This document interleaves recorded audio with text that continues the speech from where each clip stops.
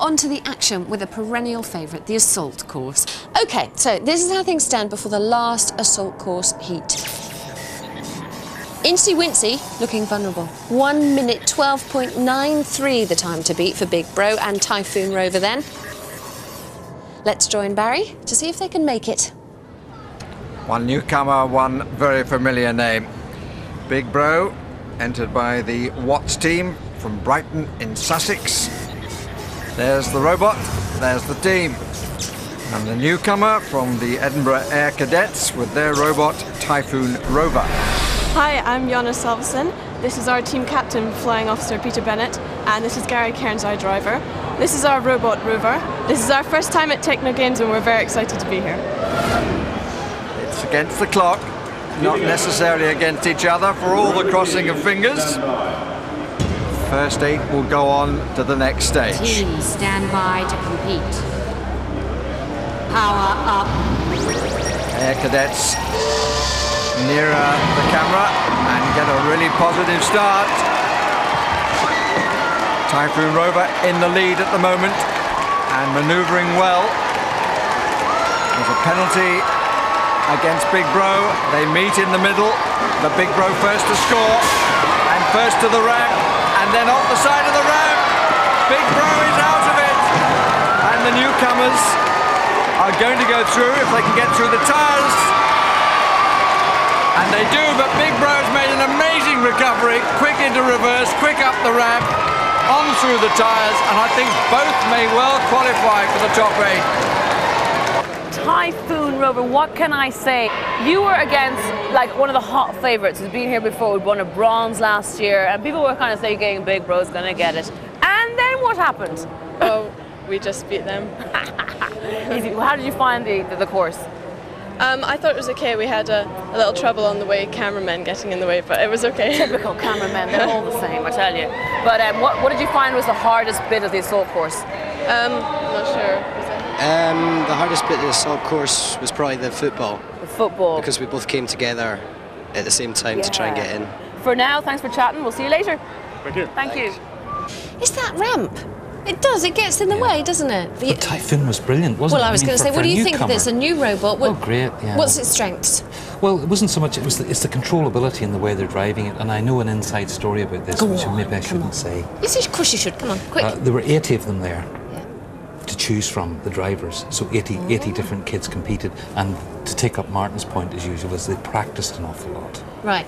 Practice makes perfect. Yes, it's a good design, but 2 teenagers to beat Big Bro is extraordinarily wonderful. Yeah, you have to hand it to them.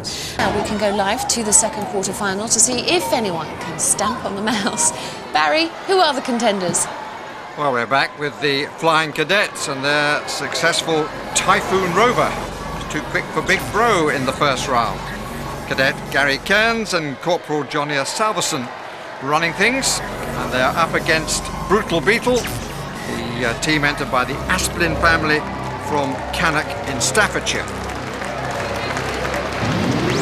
Brutal Beetle on the far side, Typhoon Rover getting really under the barrel, but there's not much in it. But the advantage slightly with the cadets, although both lose penalty points there for the ball coming down. Now to the goal, where they have to score. Typhoon Rover getting itself organised slightly the better and will make it to the ramp first, and that is absolutely crucial. And they're away, and Brutal Beetle has to wait. Slight loss of navigation, but they come through to the finish, Typhoon Rover.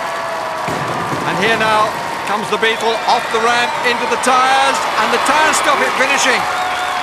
But the cadets are still flying. Which doubtless will satisfy the man in charge. Here he is, Flying Officer Peter Bennett. Well, a pretty clear win there for Typhoon Rover. That design gives it a big advantage when it comes to the goal scoring, which is where quite a few of the robots that we've seen mess up. What do you think of it? Well, they built that body specially, didn't they? Yes, it's a perfect design for catching football and pushing it into the goal. And they're very cool at how they control it as well. The guy who gets those young people working so well, I have every what's the word I'm looking for? Respect. Respect for admiration. That man. Yes. And he's an ex-test pilot, so he spent a lot of time tuning it and made it better and better. But the interesting thing there is that Typhoon, which was the better steerable one, had no gyro, whereas the other one had. So it's not just having a gyro, it's knowing how to use it. Okay, thanks very much, team. Now, on that note, how do you feel about hearing that? We're doing good. We're looking forward to this one. Feeling confident? How long Yes. did it take to build your robot? It took us at least 3 months. We had to take apart another robot to get ours together. See, lots of TLC has to stand for something. The tension is palpable. Best of luck to the two of you. Off you go. We shall see. Sugar Plum Team Fairy standby on the to left, compete. far side, Power and on the on. near side, Typhoon Rover. Typhoon Rover right underneath the barrel. Sugar Plum Fairy having problems pushing the barrel away, and it's gone on an unfortunate course. Good stuff by Typhoon, avoids the barrel, scores a good goal, and he's surely going to be the winner here. The barrel's completely in the way of Sugar Plum Fairy. Has to get it out of the way before trying to score a goal. Meantime, Typhoon Rover has won. To its credit, Sugar Plum Fairy finishing, but they were a little unlucky there. The Typhoon team are so professional, so scientific, so systematic in their approach. They're going to be very hard to beat. And steering, the skid steering is really good, whereas the Fairies had this thing where they had to stop, rotate,